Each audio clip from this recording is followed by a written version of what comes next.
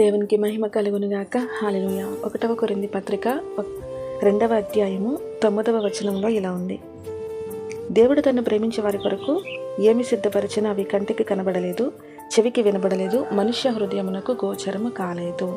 దేవుడు తను ప్రేమిస్తున్నటువంటి బిడ్డల కొరకు ఆయన ఏదైతే కార్యాన్ని దాచి ఉంచాడో అది కంటికి కనిపించేది కాదంట, చెవికి వినిపించేది కాదంట, హృదయానికి తట్టేది కూడాను కాదంట. బైబిల్లో హెబ్రీ పత్రికలో ఇలా ఉంటుంది ఏంటంటే, విశ్వాసం అనున్నది నిరీక్షింపబడు వాటి యొక్క నిజస్వరూపమును అదృశ్యమైనవి ఉన్నవనుటకు రుజువునై ఉన్నది. సో విశ్వాసానికి అంటే నిరీక్షణకు ఆధారము లేనటువంటి పరిస్థితుల్లో నిరీక్షణ కలిగి విశ్వసించడమే విశ్వాసం. నీ కంటికి ఏమీ కనబడట్లేదు అయినప్పటికీ మన దేవుడికి ఉన్నటువంటి ఒక గొప్ప పేరు ఏంటంటే సృష్టికర్త. సృష్టి అంటే ఏంటంటే అప్పటి వరకు ఏం లేదు, అదంతా కూడా శూన్యం.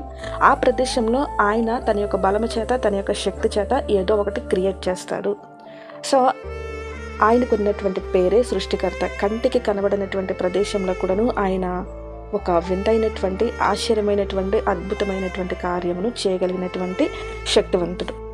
సో అలాంటి గొప్పవాడైనటువంటి ఆయన నీ కొరకు ఏ కార్యమైతే చేయాలనుకుంటున్నాడో, లేదా నీకు ఏదైతే బహుమానం ఇవ్వాలనుకుంటున్నాడో అది కంటికి కనిపించనివ్వడంట, చెవికి కూడాను వినబడదు, హృదయానికి తలంపు ద్వారా కూడాను అర్థం కాదు.